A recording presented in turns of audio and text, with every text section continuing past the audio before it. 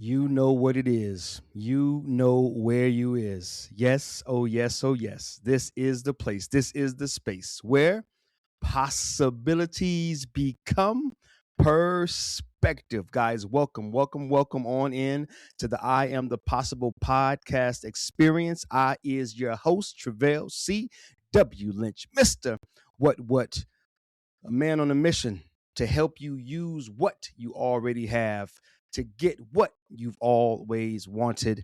This platform is about resourcefulness. This platform is about imagination. This platform is about innovation. This platform is about possibilities.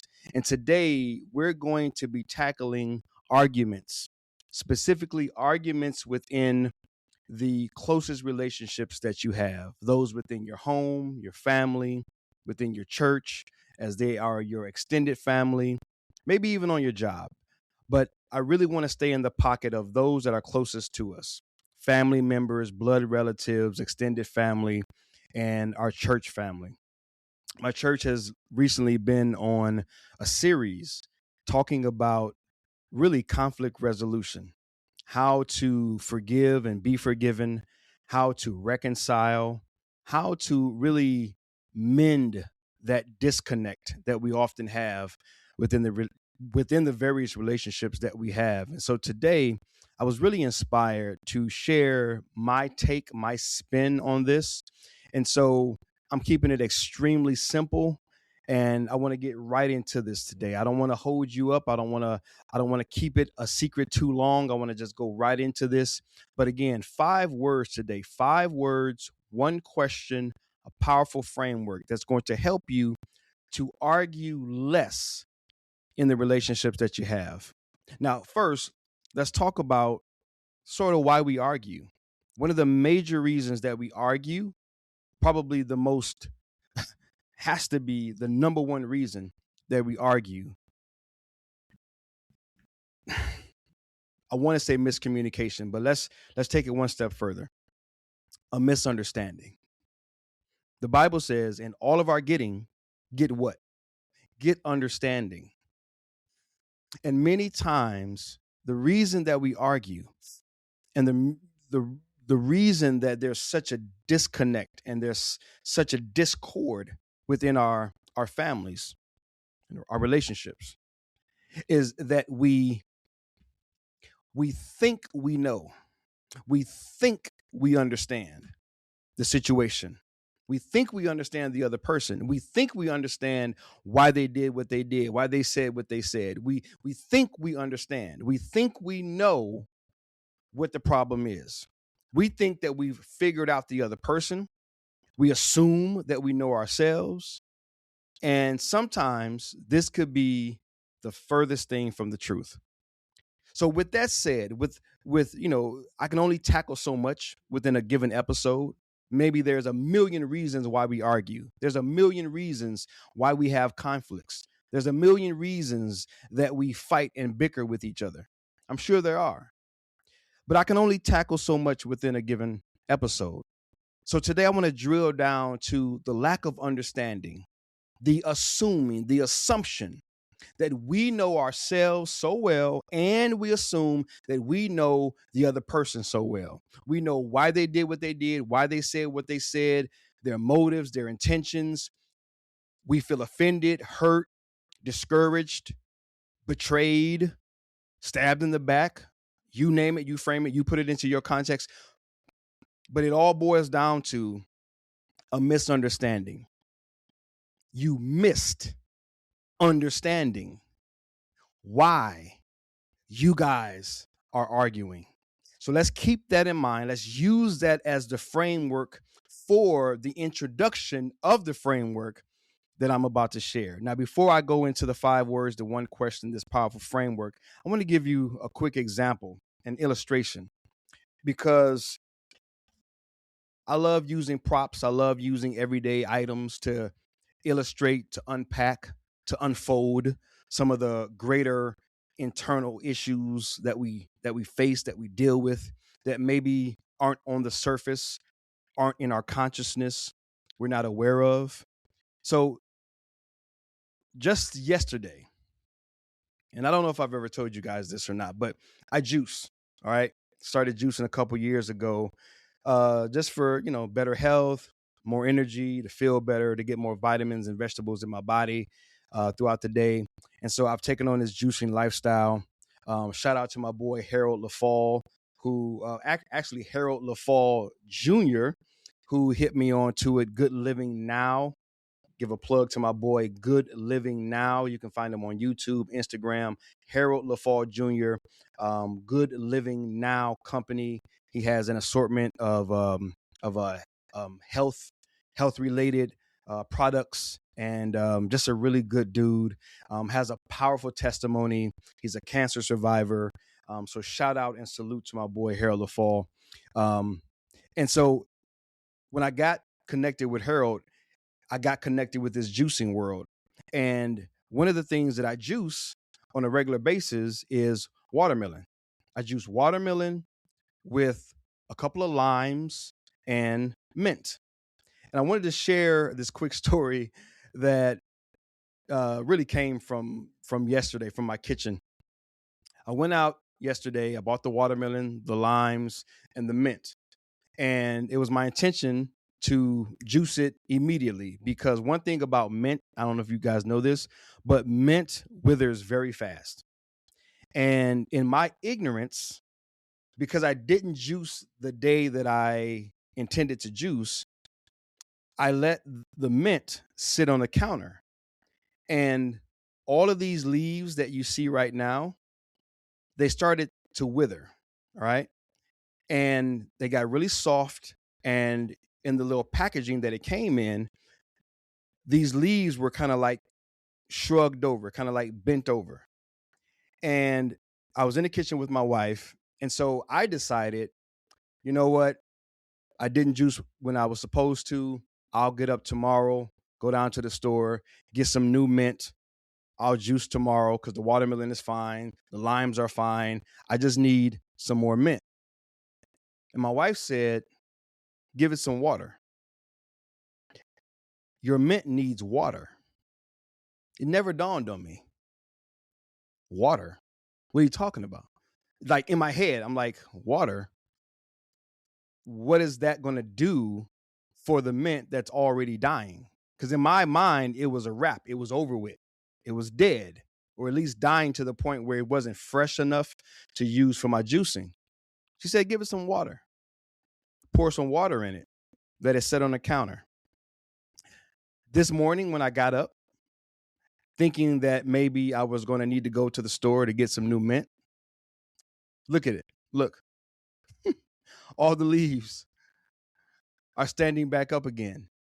All of these leaves, if you're watching on the tube, and you should be watching on the tube, okay? Because I know some of you guys are listening on the podcast platform, just audio version, but you should be watching on the tube, all right? So go to YouTube, type it in, I Am the Possible, get the podcast visual, so you can see this beautiful mint plant, like standing strong, leaves erect, and I don't have to go buy a new one. What's the purpose in me sharing this?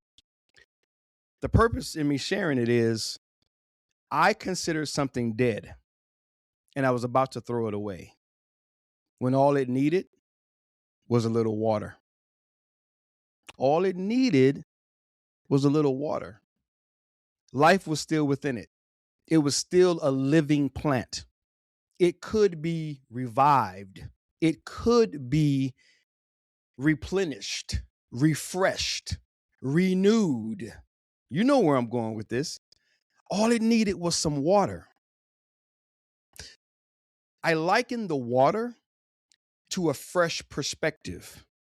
Sometimes the relationships in our lives, we think they're dead, they're dying, hopeless.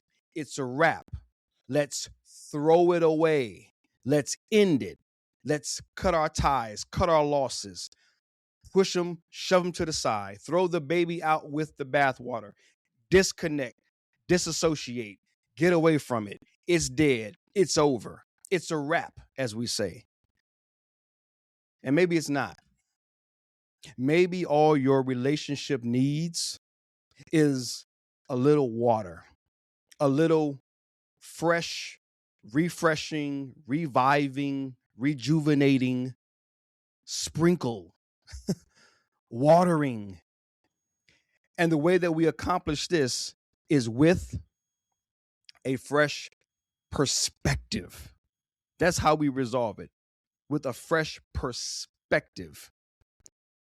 In the world, or I should say in our inner world, our emotions, our feelings, thoughts, beliefs, values, the things that we use internally to relate to one another with and to relate with ourselves with, or relate to ourselves with, they often live and die based on the perspective that we have about the other person, about ourselves, about the situation, about the argument. See, perspective is a position, and a position allows you to see things that you otherwise wouldn't be able to see. Stay with me. If I'm at 3 feet and I'm looking straight ahead, there's certain things that are in my view. If I elevate myself to 10 feet, there's a broader view. There's more things in my view. I'm able to see further, wider. There's more things that come into view because of the elevated position, which allows me to experience an elevated perspective. That's why this podcast, I labeled it, I named it, I coined it, right? The place where possibilities become perspective, so that your perspective can see what's possible. In today's context, for this episode, for today, the possibilities is that you can argue less, fight less, have less conflict, have less issues going on within your relationship. That's possible with the right perspective. But you've got to be able to see the possibilities. And sometimes you just need a new perspective, a new position. Just like this plant needed a little water. It was still alive. It was still living. It still had life. It was still able to flourish and to stand erect and to be all that it was created to be for me as it relates to my juicing. I'm going to be able to juice later on today. Put this very plant that I just showed you into that juicer, and it's going to benefit me physically in the same way. With the right perspective, with the water of perspective, with the refreshing power of a new perspective, which is a new position, you're going to be able to see how alive the relationship is, how alive you and the person that you argue with most, have conflict with most. You're going to be able to see new hope. You're going to be able to see new possibilities of how you can communicate better, connect better, how you can argue less. With these 5 words, 1 question, powerful framework. I hope and pray that you have enough of a foundation, because I like to at least lay a foundation before going into the thing that I want to share with you most urgently. Okay? Here it is. You ready? Keeping in alignment with the foundation. Most arguments are because we don't understand. There's a lack of understanding. We assume we know. We assume we know them. We assume we know ourselves. We assume we know the situation. And because we're so locked in to that old perspective, that old position, that old way of thinking, then we fight, we push back, we defend, we argue, we try to gain ground, we try to have our way, we try to control, we try to manipulate because we think we know. And here it is. And I want you to be open to this. I want you to open up your awareness to this. I want you to be teachable, coachable, pliable. This is going to be hard for some of you, But if you really care about those other people in your life, if you really care about arguing less, fighting less, having less conflict, I want you to lean into this one. You ready? Your assumptions may not be truth. Your assumptions may not be truth. Ready for the second one? I'm going to hit you with a couple gut punches first. Ready for the second one? Your default initial interpretation may not be truth. I know it feels like truth. You feel like you have evidence. You feel like you have enough information. You feel like you know what's going on. But perhaps you don't. I can't tell you how many times in my own family, with my wife, with my 4 children, with people in my church, I've had to raise my hand and say, hey, you know what? Let me raise my hand first. I was wrong. I missed it. Wasn't my intention. Didn't know any better. Didn't have a clear understanding. Missed the mark. Me. It was me. It was on me.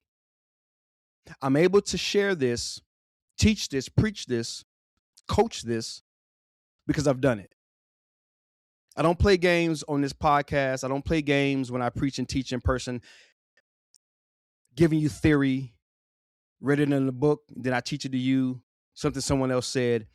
If it's not something I'm doing and continuing to do, if it's not a belief, a value, a practice in my own personal life, if I'm not doing it, I'm not going to share it. Your default assumption, your default interpretation may not be truth. Occasionally, you may nail it, but I can promise you this. Most of the time, you don't. It's what we call the knee-jerk reaction. It's the default. It's the primed. It's the trained way of thinking and being and doing and going about life. And when someone says something or does something, you initially interpret it to be this, you attach a meaning to it instantly, and then you speak out of it, you act out of it, you respond out of it, you react out of it, and it causes conflict, fighting, arguments, because you are trigger happy, and then they are trigger happy, and you pull your trigger, boom, and then they fire back. They clap back, as we say. You clap, they clap. You clap, they clap. And both y'all ain't understanding a doggone thing. See, this takes humility. This takes humility. This takes a little bit of, I could be wrong. I don't know it all. It requires that. It requires that. And that's not as hard as it sounds when you start to practice it. When you get detached from being right, when you get detached from always having to know, man, life gets fun. Life opens up so wide. Oh my goodness. Talk about the mercy and the grace of God. Talk about miracle signs and wonders. Talk about a good life. Talk about a high quality of life. Oh my Lord. Things start popping when you stop caring about being right, having the last word, having the first word, getting in your word. Man, when you don't care nothing about that, this thing opens wide up.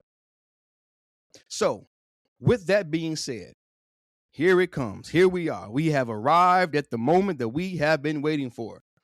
5 words, 1 question, powerful framework. Ready? Here we go.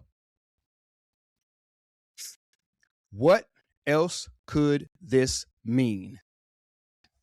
Ooh, ooh, ooh. That's that fire, baby. That's fire.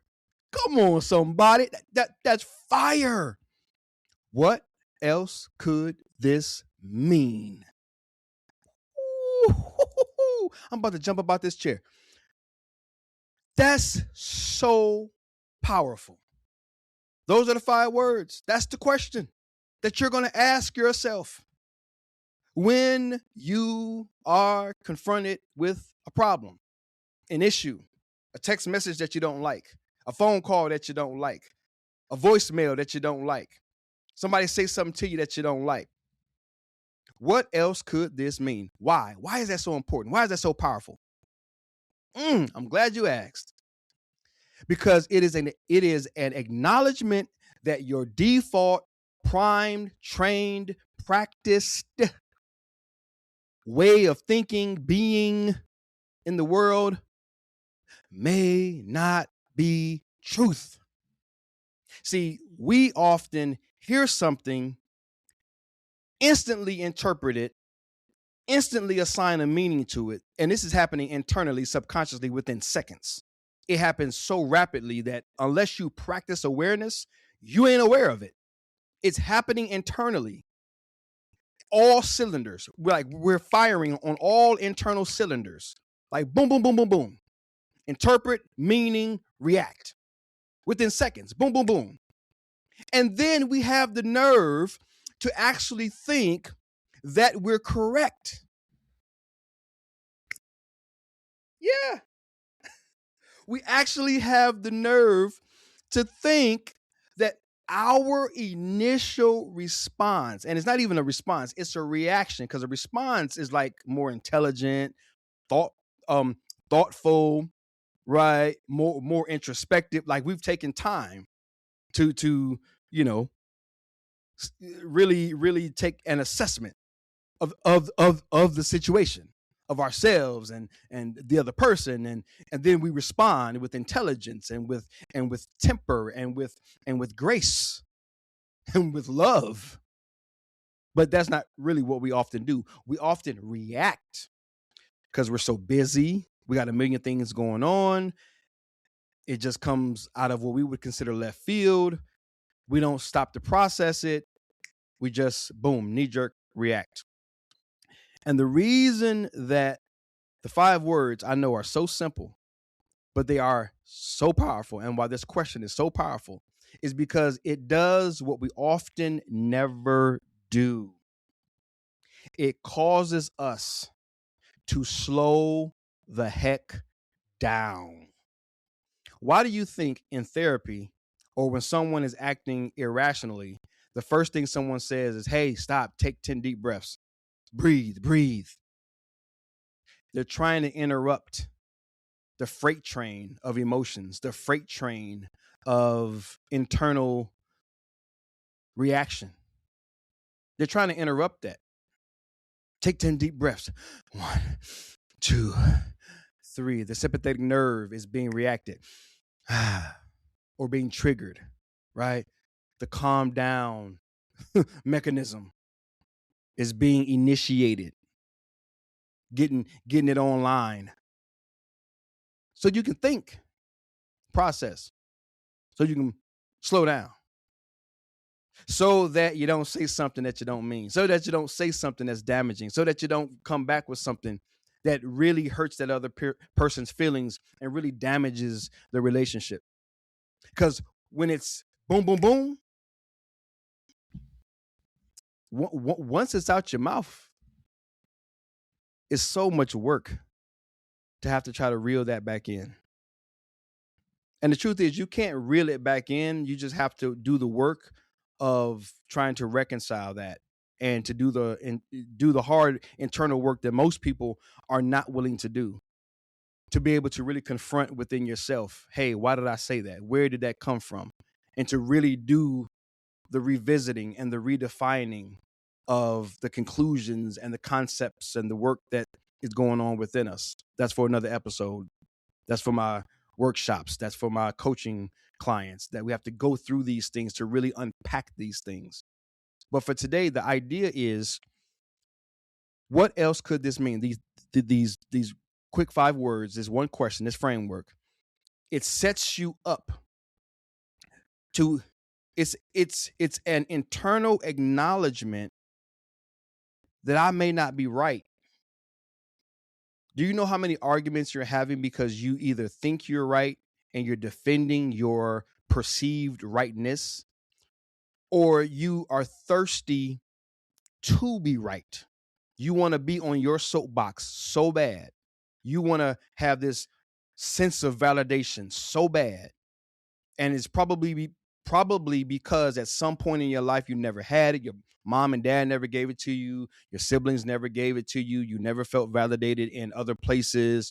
And so now, as an adult or young adult or teen, if you're listening, you are so thirsty to experience that validation that you've placed greater priority on you feeling valid within yourself to be right and to fight anything that comes against it, that you're blind to the idea that you actually could be wrong. And if you would admit that you could be wrong, it would open up the space for reconciliation, for healing, for that new perspective to come in that will elevate you to a new position that will then allow you to see new possibilities. It's the plant. It's the water. Your relationship doesn't have to die. It doesn't have to wither. That relationship might be worth saving. It might be worth working for. But this is the decision that you have to make. And it is not necessarily about you doing a lot of work with the other person. It's more about you doing the work within yourself. You guys know I work off of a very simple framework. Here it is. If life was at the top and you looked at what are the things that lay a foundation for anything to live, just like the plant, how did it get new life? The relationship, how does the relationship continue to live and flourish and blossom and bloom, right? Let's just call that life at the top. Very simple bonus framework for you. Underneath life, there is relationship. Nothing lives without relationship. But beneath relationship, there is no relationship without communication. See? And without communication, right, there is no relationship. But in order to have communication, clear, constructive, continuous communication, which is connectivity, connecting, getting through to one another or getting through to yourself or just getting through in general, you must have clarity. Clarity. If I'm fixing a battery on my car, let me just make this make sense. And I go to put, you know how you have the positive and the negative, right? Sometimes if you've never changed your battery for years, it gets all that corrosion around that port. And whenever you change your battery, finally have to change it, what do?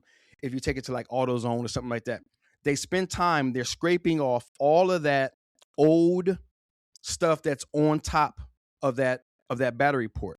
Why? Because the connection has to be clear. There has to be a clear connection. Without clarity, the connection is going to be strained, is going to be lessened, is going to be weakened. So you have to have clarity. You have to have less contaminants and complications, less things in the way. That scraping off of that battery port is just clearing the way of complexities and contaminants, things that get in the way of a clear connection. So in the same way, within yourself, your relationship with yourself and your relationship to someone else, it begins with clarity. That's why we started with most of our arguments are misunderstanding. You get understanding through clarity. So many times when you're reacting, it's not out of a clear place. You're not responding out of clarity. You're responding out of a conclusion within yourself that happened years ago and it's just been there and building up. That's why I say it's your normal way of thinking and being and doing life.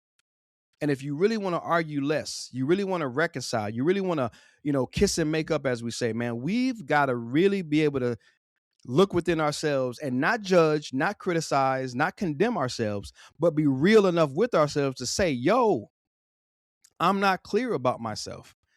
I don't have a lot of clarity about who I am, what I am, why I am. I don't have a lot of clarity. And that can be fixed. That can be addressed. I coach that, right? That's something that I do. That's something a lot of people do, right? But it's you wanting to go and find the right person, the right fit to be able to do that inner work with, to get clear about that. But as it relates to you relating to someone else, it starts with clarity, Clarity helps you then to have the connection, which is the communication. The communication then leads to the relationship, and then the relationship leads to life itself. If you don't have the relationship, the communication, connection, the clarity, you'll be just like that plant. Like, I was going to let it die. My wife said, give it some water. It just needed something else. It needed some life giving. And your relationship, it just needs some life giving. And this is how you're going to give it some life.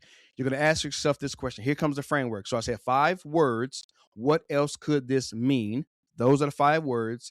Those 5 words form the one question that you're going to ask yourself. Remember, the mind, the brain is wired to answer questions. Ask it quality questions. It gives you quality answers. So you're asking yourself, man, what else could this mean? And you're doing it in a posture of curiosity, not to pile on, not to get more angry, not to find more ways to make it just reinforce what you already believe. No, you're looking for what else could this mean? Now, this is what's happening in the moment. Text message, voicemail, email, you saw something on TikTok, you saw something on Instagram, somebody made a post. You're asking this internally. This gives you the ability to settle down within yourself, to regulate within yourself, to consider something else. And you're still going to need to do the work of asking that person directly, hey, this is what I'm receiving from this. Is this what you meant? This is what I'm receiving. I'm not saying that this is what you meant, but I'm asking for clarification. Going back to clarity, I'm asking for clarification. This is the way I initially interpreted it. I would like to know, what did you intend? Because if my interpretation does not align with your intention, then let's get on the same page here. Let's get on the same page. You see what's happening? This is a lot of questioning within yourself of the other person. There's a lot of cultivating of curiosity and constructive conversations happening way before you ever get to the arguments. By the time you've done these steps, by the time you followed this framework, asking the question within yourself, then being regulated and settled so that you can then approach that person in love with a calm voice, with a calm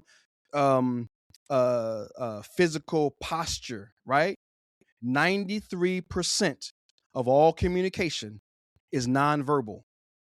So sometimes we respond with such an attitude physically that the other person feels that 93% energy and they don't even hear what you're saying because you're coming through hot. You already coming in hot physically.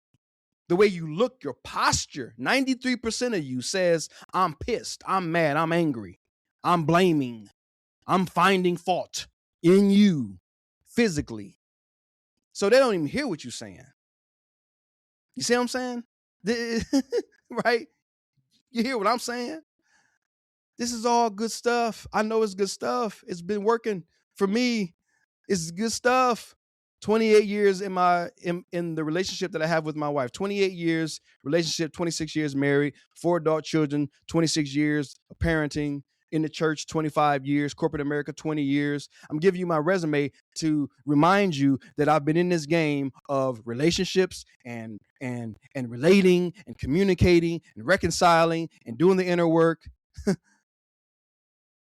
I'm on to something here. We're on to something here. You're on to something here if you're leaning into this, right?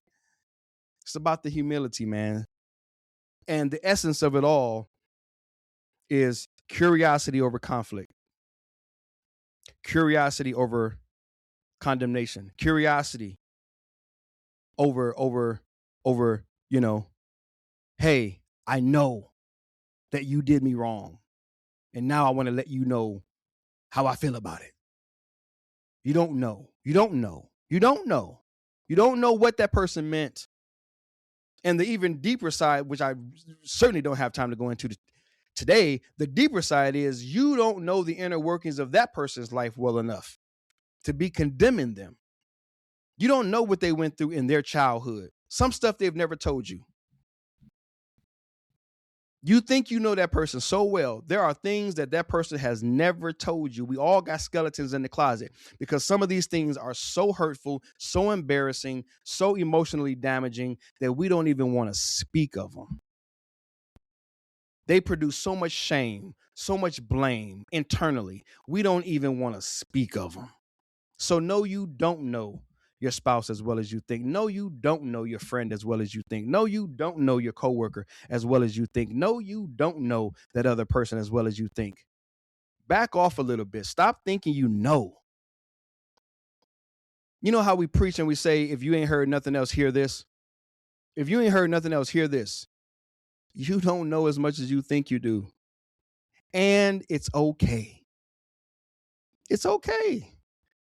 Knowing is not required for reconciliation. Knowing is not required to kiss and make up. Knowing is not required to heal. Knowing is not required. It's a posture of curiosity. It's a posture of saying, what else could this mean? Because what I think it means now is damaging. What I think it means now is hurtful. What I think it means now is pissing me off. What I think it means now is really overwhelming and really cutting me deep.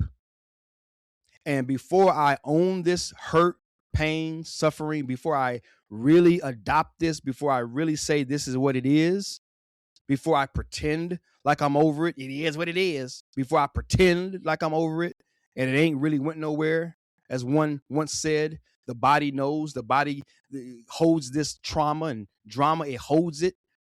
So it really ain't went nowhere. You think you got over it. No, you didn't. You suppressed it.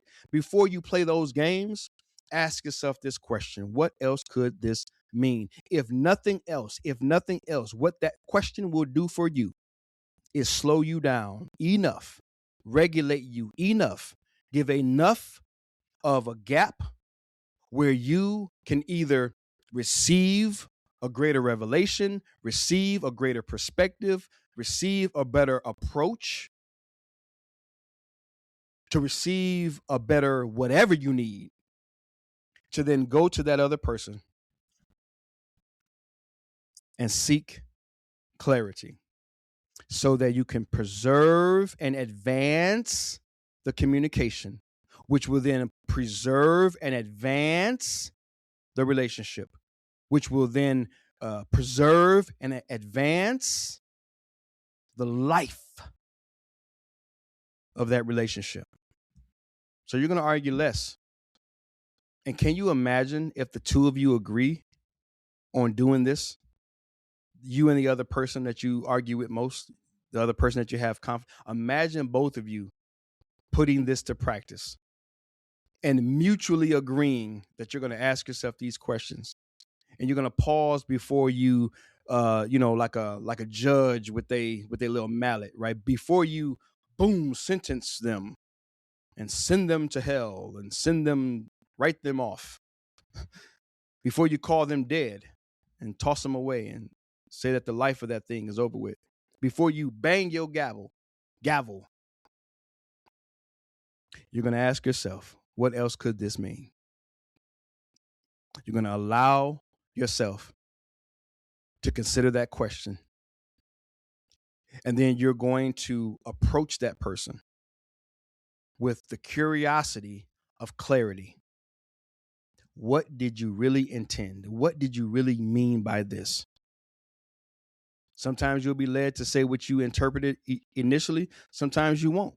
Maybe they don't need to know what you initially interpreted as. Sometimes silence is the best thing in that context. Like, you don't have to share what you thought it meant. Sometimes you will acknowledge what you thought it meant, but you're going to go to them with a posture and with a intention seeking clarity, and let them tell you what they meant. And if they meant to hurt you and harm you, if it was their intention to hurt and to harm you, you have to handle that accordingly. Okay, maybe that person isn't the person that you need to continue that relationship with. Maybe there needs to be a separation. Maybe there needs to be some, okay, this isn't healthy for me. This isn't healthy for us. That's okay as well.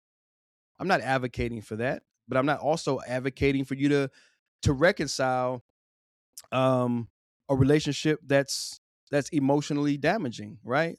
I'm not on either side. I'm giving you a question, some words, some language, and a framework that's going to set you up to not knee-jerk react in and through your misunderstandings. You see?